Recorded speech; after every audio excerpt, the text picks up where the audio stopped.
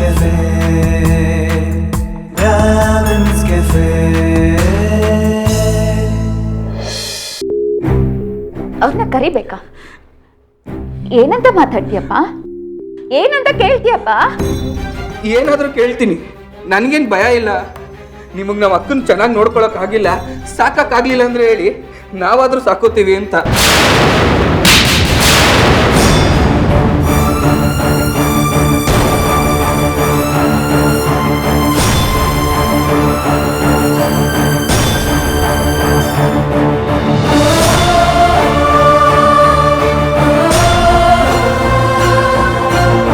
ಕತ್ತೆ ಬಡವ, ಚಿಕ್ಕ ಹುಡುಗ ಬೆನ್ನಗ್ ಬಿತ್ತಮ್ಮ ಮಾತಾಡ್ಲಿ ಅಂತ ಬಿಟ್ರೆ ಎಷ್ಟೋ ಮಾತಾಡ್ತೀಯಾ? ಯಾರು ಹೇಳ್ಕೊಟ್ರು ನಿನ್ಗೆ ಈ ಥರ ಎಲ್ಲ ಪ್ರಶ್ನೆ ಮಾಡಕ್ಕೆ? ನೀನೇ ನನ್ನ ಕಣ್ಣೀರು ಓರ್ಸಕ್ ಬಂದಿದ್ಯೋ, ನನ್ನ ಸಂಸಾರಕ್ಕೆ ಬೆಂಕಿ ಇಡಕ್ ಬಂದಿದ್ಯೋ? ದೊಡ್ಡವ್ರ ಹತ್ರ ಹೇಗ್ ಮಾತಾಡ್ಬೇಕು ಅನ್ನೋ ಮಾನಸಿಲ್ಲ ನಿನಗೆ? ಹೊರಡಿಂದ ಕರ್ಣ, ಏಯ್ ಏಯ್, ಯಾರೋ ನೀನು? ನನ್ನ ಸಂಸಾರದಲ್ಲಿ ಮೂಗ್ ತೋರಿಸಿ ಪ್ರಶ್ನೆ ಮಾಡೋದಕ್ಕೆ ಯಾರೋ ನೀನು? ಇಲ್ಲಿ ಬಂದು ಪ್ರಶ್ನೆ ಮಾಡೋದಕ್ಕೆ ನನ್ನ ಅಪ್ಪ ಅಮ್ಮನಿಗೆ ರೈಟ್ಸ್ ಇಲ್ಲ. ಅಂಥದ್ರಲ್ಲಿ ನೀನ್ ಯಾರೋ? ಇದು ನನ್ನ ಮನೆ, ನನ್ನ ಸಂಸಾರ. ನಾನು ಬದುಕಿದ್ರು ಇಲ್ಲೇ ಬದುಕ್ತೇನೆ, ಸತ್ರು ಇಲ್ಲೇ ಸಾಯ್ತೇನೆ. ನೋಡು, ಮೊದಲೇ ಇಲ್ಲಿಂದ ಹೊರಡು. ನನ್ನ ಕಣ್ಣು ಮುಂದೆ ಕಾಣಿಸ್ಕೋಬೇಡ. ಅಕ್ಕ ಅನ್ನೋ ಸಲಗೆ ಇಟ್ಕೊಂಡು ತಲೆ ತುಂಬ ವಿಷ ತುಂಬ್ಕೊಂಡು ಬಂದ್ರೆ ಕೈ ಕಾಲು ಮುರಿದಾಕ್ತೀನಿ. ಹೊರಡಲ್ಲಿಂದ, ಹೊರಡು. ಕರ್ಣ, ಸಮಾಧಾನ ಮಾಡ್ಕೊ. ನೀನಿರು ಕಾರ್ತಿಕ್. ನೀವು ಸುಮ್ಮನೆ ಇರಿ ವೈಭವ್. ಮೊದಲು ಅವನನ್ನ ಹೊರಗಡೆ ಕಳಿಸಿ. ನೋಡು, ಅವನು ನೀನು ಒಡ ಹುಟ್ಟಿದ ತಮ್ಮ. ಎಲ್ಲರೂ ಎಮೋಷನ್ಸ್ಗೂ ಗೌರವ ಕೊಡಬೇಕು, ಬೇರೆಯವ್ರ ಫೀಲಿಂಗ್ಸ್ನ ಹರ್ಟ್ ಮಾಡಬಾರ್ದು ಅಂತ ಹೇಳೋ ನೀನೇ ಈ ಥರ ನಡ್ಕೊಳ್ತೀಯಲ್ಲ ಕರುಣ. ಇವನು ನನ್ನ ತಮ್ಮನಾಗಿ ಬಂದಿಲ್ಲ, ಶತ್ರು ಆಗಿ ಬಂದಿದ್ದಾನೆ.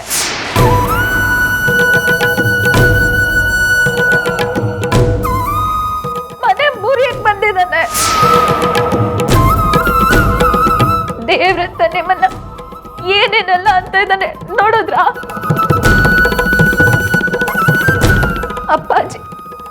ಅಪ್ಪಾಜಿ ನನಗೆ ಯಾವತ್ತೂ ಒಂದು ಮಾತು ಆಡ್ದವ್ರಲ್ಲ. ಅಂತವ್ರ ಮುಂದೆ ನಿಂತ್ಕೊಳ್ಳೋಕ್ಕೂ ಯೋಗ್ಯತೆ ಇಲ್ಲ ಇವನಿಗೆ.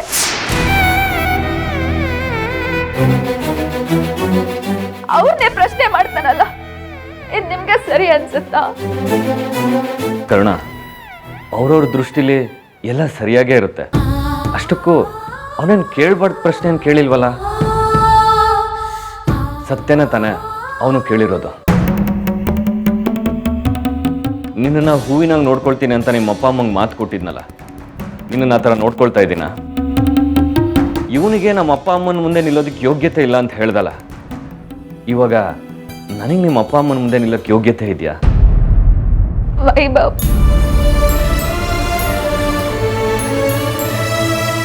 ಇವನು ನಿನ್ನನ್ನು ತುಂಬ ಮಿಸ್ ಮಾಡ್ಕೊಳ್ತಿದ್ದಾನೆ ಕರುಣ. ಹುಟ್ಟಿದಾಗಿಂದ ಜೊತೆಗಿದ್ದ ಅಕ್ಕ ಇವಾಗ ಜೊತೆಲಿಲ್ವಲ್ಲ. ಅಟ್ಲೀಸ್ಟ್ ಗಂಡನ ಮನೇಲಾದರೂ ಚೆನ್ನಾಗಿರ್ತಾಳೆ ಅಂತ ಕಲ್ಪನೆ ಮಾಡ್ಕೊಂಡಿರ್ತಾರೆ. ಆದರೆ ವಾಸ್ತವ ಬೇರೆನೇ ಇದೆಯಲ್ಲ. ಇಲ್ಲಿ ನಿನಗಾಗ್ತಿರೋ ಅನ್ಯಾಯ ಕೇಳಿ ತುಂಬ ನೊಂದ್ಕೊಂಡಿರ್ತಾನೆ, ಆಘಾತ ಆಗಿರುತ್ತೆ. ಅದರಿಂದ ಹೊರಗೆ ಬರೋಕ್ಕಾಗದೆ ಸೀದಾ ಇಲ್ಲಿಗೆ ಬಂದಿದ್ದಾನೆ. ಇವನು ಒಬ್ಬ ತಮ್ಮನಾಗಿ ಅವನ ನೋವನ್ನ ಹಂಚ್ಕೊಳ್ಳೋದಿಕ್ಕೆ ಬಂದಿದ್ದಾನೆ, ಶತ್ರು ಆಗಲ್ಲ.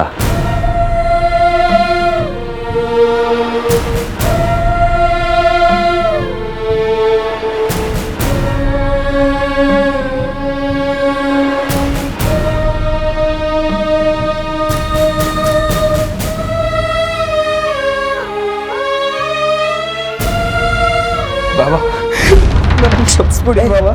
ಕಾರ್ತಿಕ್, ಹೇಳಿದ್ಮೇಲೆ ಏನು ಮಾಡ್ತಿದ್ಯಾ? ನಿಮ್ಮ ಬಗ್ಗೆ ಗೊತ್ತಿಲ್ಲದೆ ಏನೇನೋ ಮಾತಾಡ್ಬಿಟ್ಟೆ, ಕ್ಷಮಿಸ್ಬಿಡಿ ಬಾಬಾ. ಇಲ್ಲ ಕಾರ್ತಿಕ್, ಕ್ಷಮಿಸೋ ಅಂತ ತಪ್ಪು ನೀನೇನು ಮಾಡಿಲ್ಲ. ನೋಡು, ನಾಳೆ ದಿನ ನನ್ನ ತಂಗಿಗೂ ಮದುವೆ ಆಗಿ ಅವಳಿಗೂ ಇದೇ ಪರಿಸ್ಥಿತಿ ಬಂದಿದ್ರೆ ನಾನು ನಿನ್ನಾಗೇನೆ ಇದೇ ಥರ ಅವ್ರ ಮನೆಗೆ ಹೋಗ್ಬಿಟ್ಟು ಪ್ರಶ್ನೆ ಮಾಡ್ತಾ ಇದ್ದೆ.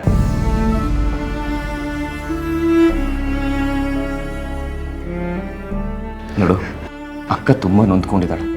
ಹೋಗಿ ಸಾರಿ ಕೇಳು. ನಾನಿರೋನು ಒಬ್ಬನೇ ತಮ್ಮ, ಏನೋ ದುಡುಕ್ ಮಾತಾಡ್ಬಿಟ್ಟೆ. ಬೇಕಿದ್ರೆ ಕಪಾಳಕ್ಕೆ ಒಂದು 10 ಏಟು ಹೊಡೆದು ಬಿಡು, ಆದರೆ ಸಂಬಂಧ ಮಾತ್ರ ಕಳ್ಕೊಬೇಡ ಅಂತ ಹೇಳು.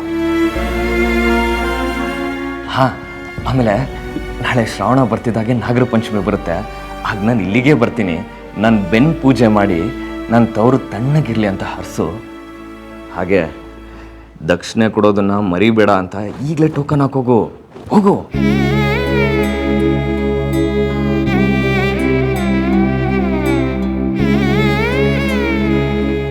ಅಕ್ಕ, ನನ್ನನ್ನು ಕ್ಷಮಿಸ್ಬಿಡಕ್ಕ.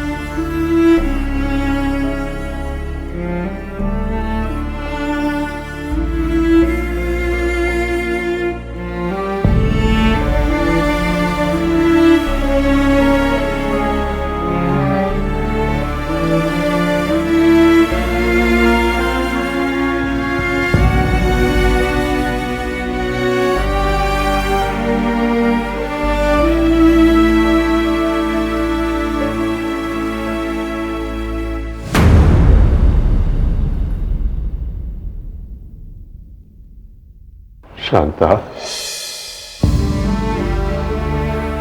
ನನ್ನ ಜೊತೆನೂ ಮಾತಾಡೋದಿಲ್ವಾ?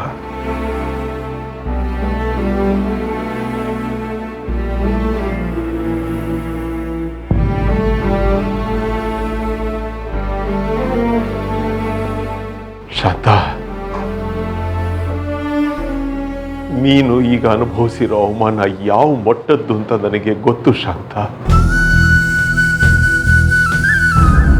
ನಿನ್ನ ಮನಸ್ಸಿನಲ್ಲಿ ಮಡುಗಟ್ಟಿರೋ ದುಃಖ, ಆ ಕತ್ಲೆ ಕೊನೆಯಲ್ಲಿ ನೀನು ಕಳೆದ ಒಂದೊಂದು ಕ್ಷಣದ ನೋವು ಎಲ್ಲವೂ ನನಗೆ ಅರ್ಥ ಆಗತ್ತೆ ಶಾಂತ. ಆದ್ರೆ ನಿನ್ನ ಈ ಮೌನ ಮಾತ್ರ ನನಗೆ ಅರ್ಥ ಆಗ್ತಾ ಇಲ್ಲ ಶಾಂತ, ಅರ್ಥ ಆಗ್ತಾ ಇಲ್ಲ. ಈ 25 ವರ್ಷಗಳ ನಮ್ಮಿಬ್ಬರ ನಡುವಿನ ದಾಂಪತ್ಯ ಜೀವನದಲ್ಲಿ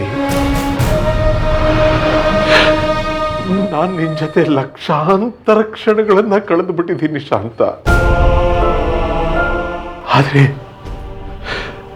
ಆದ್ರೆ ಈ ರೀತಿಯ ಮೌನವಾದ ಕ್ಷಣಗಳು ನಮ್ಮ ಜೀವನದಲ್ಲಿ ಬರಲೇ ಇಲ್ಲ. ಈ ಒಂದು ವಿಚಾರದಲ್ಲಿ ನಾನು ನಿನ್ನನ್ನ ಅರ್ಥ ಮಾಡ್ಕೊಳ್ಳದೆ ಸೋತ್ ಹೋದೆ ಶಾಂತ, ಸೋತ್ ಹೋದೆ.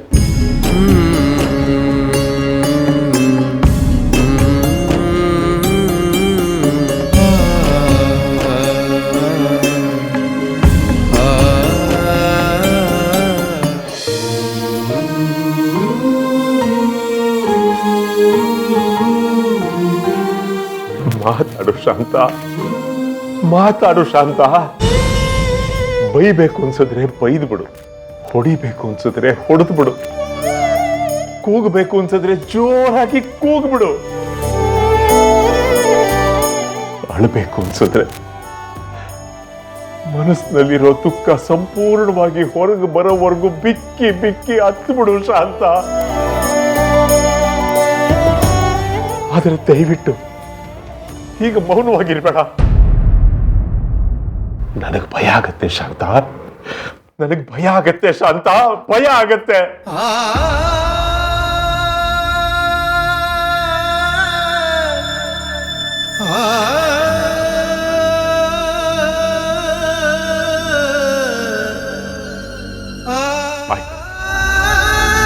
ನಾನು ಇಷ್ಟು ಮಾತಾಡ್ತಾ ಇದ್ದೀನಿ,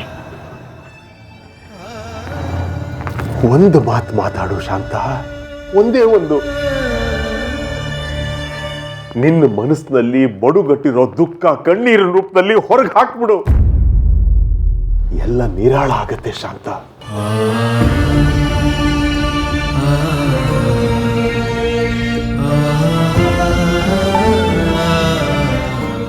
ಆಯ್ತು, ನಿನ್ನಿಷ್ಟ. ಏಡಿಗಳು ಏಕಾಂಗಿಗಳು ಮಾತ್ರ ಈ ರೀತಿ ತಮ್ಮ ನೋವು ದುಃಖವನ್ನ ಒಳಗೆ ಹಿಡಿದಿಟ್ಕೋತಾರೆ. ಬಹುಶಃ ನಿನ್ನ ನೋವನ್ನ ಹಂಚ್ಕೊಳ್ಳೋದಕ್ಕೆ ನಾನು ಅಸಮರ್ಥ ಅನ್ಸುತ್ತೆ. ನೀನು ನಿನ್ನ ಸುತ್ತ ಹಾಕೊಂಡಿರೋ ಮೌನದ ಬೇಲಿನ ದಾಟ್ತಾ ಇಲ್ಲ. ನಮ್ಮ ದಾಂಪತ್ಯದಲ್ಲೂ ಈಗೊಂದು ಅರ್ಥ ಇಲ್ಲದೆ ಇರೋ ದಿನ ಬರುತ್ತೆ ಅಂತ ನಾನು ಅನ್ಕೊಂಡೇ ಇರಲಿಲ್ಲ.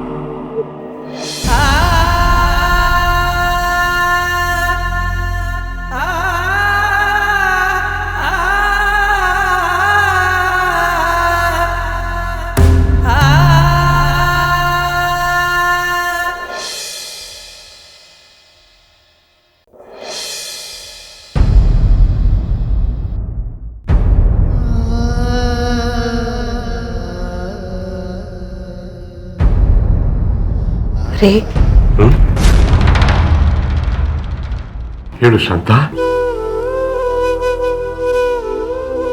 ನನಗೆ ತುಂಬ ಹಸುವಾಗ್ತಾ ಇದೆ, ಊಟ ಮಾಡೋಣವಾ? ಬಾ ಶಾಂತ, ಬಾ. ನನಗೆ ನೀವೇ ಊಟ ಮಾಡಿಸ್ತೀರಾ? ಆಗ್ಲಿ ಶಾಂತ, ನಾನೇ ಮಾಡಿಸ್ತೀನಿ, ಬಾ.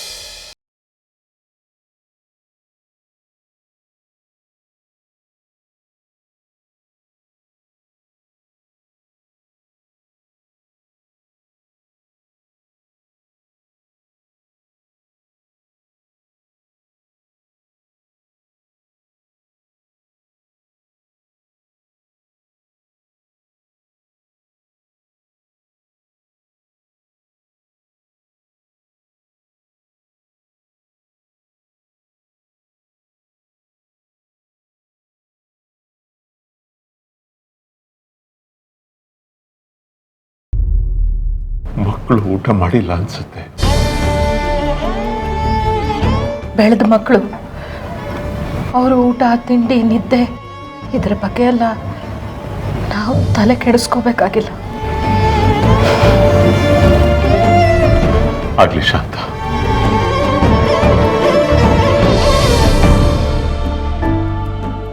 ರೀ, ಕಡೆವರೆಗೂ ನಾನು ನೀವು ಈ ಸಂಬಂಧ ಮಾತ್ರ ಶಾಶ್ವತ ಅಲ್ವಾ?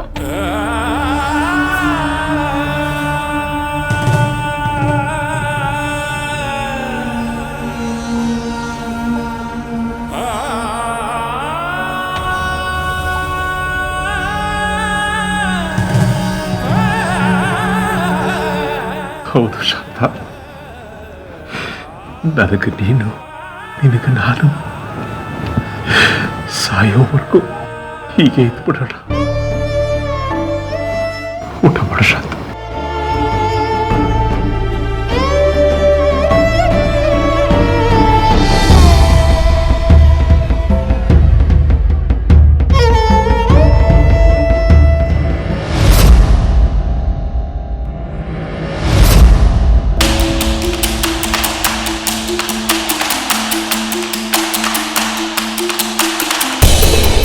ಇದೇ ಮನೆ.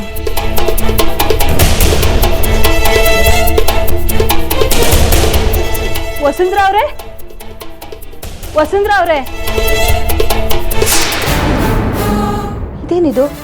ಶಾಂತನಾದ್ನಿ ಸುಕನ್ಯಾ ಬಂದಿದ್ದಾರೆ. ಶಾಂತ ಏನಾದರೂ ಹೇಳಿ ಕಳಿಸಿದ್ಲಾ?